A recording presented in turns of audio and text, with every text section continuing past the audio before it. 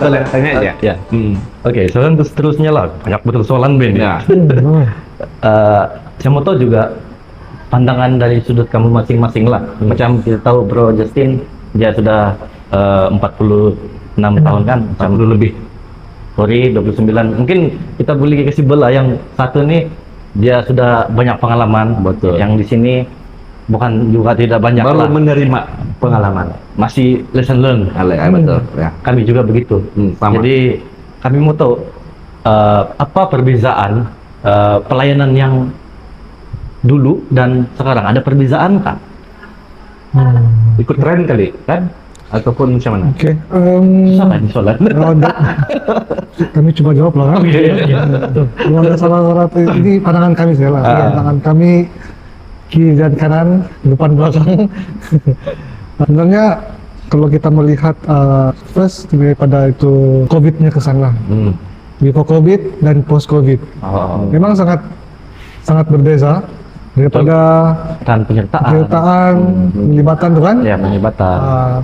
energy level, semangat, semua kan.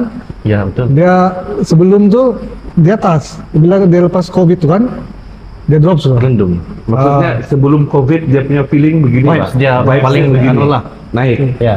Kali apabila After COVID Untuk COVID dia ada satu macam slow lah. dia menurun sudah. Dia bukan terus jatuh sampai Iya. ke tanah lah, tapi Iya. dia macam dia turun, dia kita nampak ke tanah lah. Tapi kalau kita lihat daripada generasi ke generasi kan, Generasi baru. nah, kita boleh lihat apabila teknologi semakin berkembang kan, Ya. kita punya generasi pun berkembang ke arah teknologi juga, mengikut teknologi itu. Iya, iya. Nah, daripada dulu main guli, sekarang nih Yalah. sekarang iya. main handphone, ya gitu. Ya, pelayanan juga macam itu juga kan. Ya betul. Daripada dulu rajin pergi sekolah minggu, sekarang malas pergi sekolah minggu, balik ke rumah pasti main handphone kan. Iya. Nah, macam gitulah. Jadi perubahan generasi ini kan sangat peranan macam mana kita lihat dunia sekarang lah. Jadi banyak sebenarnya pengaruh yang mempengaruhi penyebab. Faktor penyebab macam kenapa belia kita begini, kenapa tidak macam dahulu. Betul. Oke, kalau boleh dari Bro Justin, dia Oh. punya perbedaan pelayanan yang Dulu dan sekarang. Mula-mula saya mau cakap dulu, pengalaman saya pun belum cukup luas, walaupun sudah bersama-sama melayani di gereja sejak umur saya 12-14 tahun begitu. Namun apa yang saya boleh kongsikan di sini adalah masalah disiplin dan cara penerimaan diri itu. Ini aku rasa masalah yang sangat ketara lah, yang sangat ketara. Sebagai contoh kan, Kalau dulu, pelayanan pada awal 90-an, on time.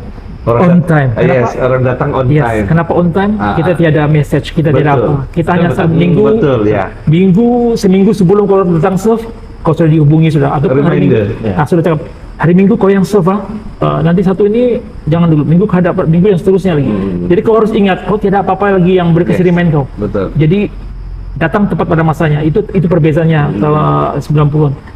Lagi saya heran kan, masih walaupun tiada itu gadget ke alat hubungan kan, apa semua stick remind. Iya. Ya. Kami masih dapat berhubung dengan baik lah. Itu tahun 90 lebih lah. Pelayanan itu sebenarnya tidak banyak beza bang, dulu dan sekarang. Pelayanannya masih sama. Yang bezanya ialah cara kita melayani itu yang membuat itu ketara sangat berbeza itu bang. Cara kita melihat perkembangan macam saudara Kori cakap, teknologi itu kan mempengaruhi mereka punya penglibatan ataupun mereka punya tanggapan terhadap pelayanan sekarang bang. Itu yang membezakan kita dengan yang dulu dan sekarang. Ini yang paling ketara lah yang saya rasa lah. Disiplin dan teknologi, cara penerimaan diri terhadap perkembangan teknologi itu bang. Ada orang melihat teknologi itu sebagai satu bahan yang baik. Padahal ada juga yang sebab pihak tuh hanya mengharapkan teknologi semata-mata saja. Dia tidak mengutamakan yang physical punya activity yang begitulah. Saya rasa ini yang paling ketara. Kalau kita lihat secara pribadi lah, mungkin dari kamu punya pandangan lah. Apa sebenarnya yang belia mau supaya dia tetap stick dalam pelayanan tuh? Untuk terus melayani lah. Hah? Untuk terus melayani lah. Iya, untuk Ya. terus kekal Oh, dalam pelayanan. oke. Bagi pandangan saya, bagaimana beliau itu untuk senantiasa dia ada keinginan untuk melayani kan. Iya. Saya rasa paling penting adalah dorongan. Dorongan. Betul. Dorongan Semangat. daripada ibu bapa, daripada kawan-kawan kan, sangat penting nih. Sebab kadang-kadang beliau ini dia ada satu insecurity bang dalam diri dia. Tidak yakin lah, Malu-malu. malu, tidak betul. Tapi apabila dia didorong oleh orang yang betul, terutama sekali ibu bapa, memang dia akan dapat meneruskan pelayanan dia sehingga bila lah. Ya, sangat penting lah bagi saya dorongan. Ya, itu mesti ada semangat daripada orang sekelilingnya, Ya. dapat kawan-kawan. Dorongan, bimbingan, Betul. yang betul lah. Nah, begitu ya. Itu yang diperlukan untuk Dorongan. orang muda Support sekarang. lah, support. Ya, mesti ada support Support. daripada orang lain. Tanpa support, Kalau support susah. susah jangan. Kuat macam manapun kau, mesti dia ada juga support lah. Rasa. Kalau dari Bro Justin, mungkin ada pandangan? Ini pendapat pribadi saya sendiri lah kan. Oke. Ialah sesuatu yang baru lah aku rasa. Oh, Mereka perlukan sesuatu yang fresh. Aku rasa. Sebab kan kalau kita lihat kita punya, saya pun terlibat dalam tim penganjuran kan, tim penganjur. Kalau kita lihat betul-betul kita punya program, kita punya pelaksanaan tuh kan, boleh dikatakan begitu-gitu juga, begitu-gitu setiap tahun. ada perubahan. Macam perubahan tuh ada tapi tidak terlalu ketara. Jadi ini sedikit sebanyak kan telah mempengaruhi Pak. Tidak something new, Pak. Dia ada yang satu yang baru, yang fresh. Attraction. Iya, attraction, yang daya penariknya Pak. Saya percaya kan beliau-beliau kita sini kan dia akan membanding-bandingkan kita punya program dengan Di tempat program lain, dari denominasi lain.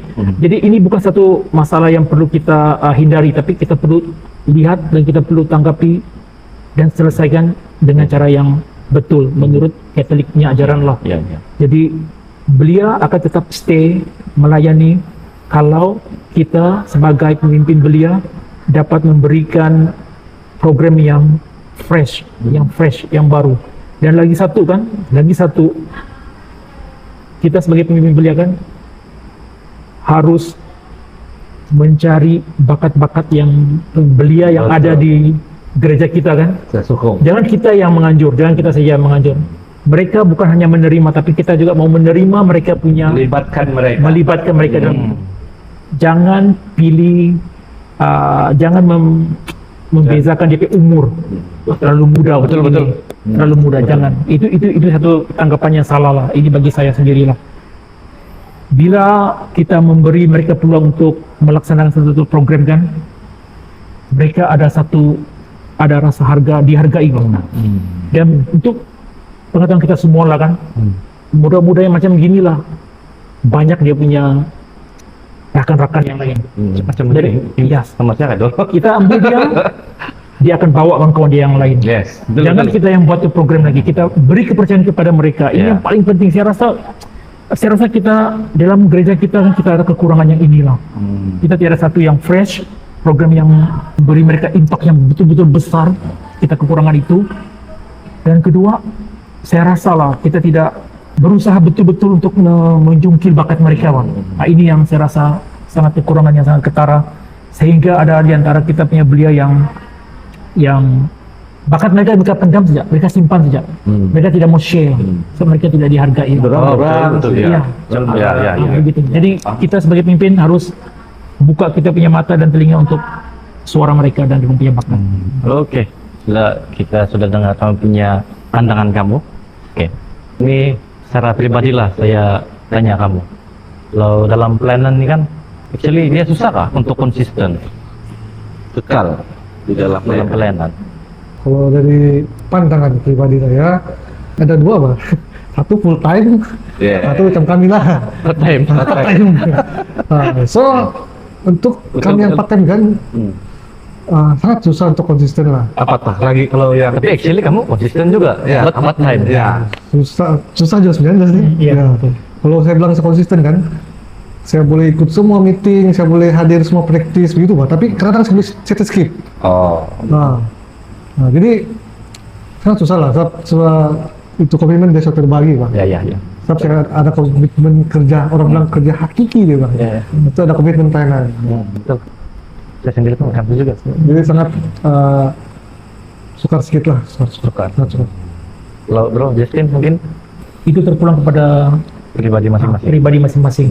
Bagaimana kamu menerima tanggung jawab kamu sebagai Ya, belia, sebagai seorang ketua. ketua yang melayani di gereja. Bagi saya konsisten di sini kan, bagi saya lah konsisten di sini adalah bukan maksudnya kau setiap kali datang, tidak. Betul. Tapi kehadiran kamu dalam beberapa aktiviti itu Certain. itu adalah konsisten lah bagi saya. Sebab dalam pelayanan ini kita tidak akan dapat beri masa sepenuhnya, konsisten sepenuhnya, tidak akan dapatnya. Macam psikologi cakap, juga ada lagi dia punya pekerjaan hakiki, komitmen yang lain, itu betul tuh.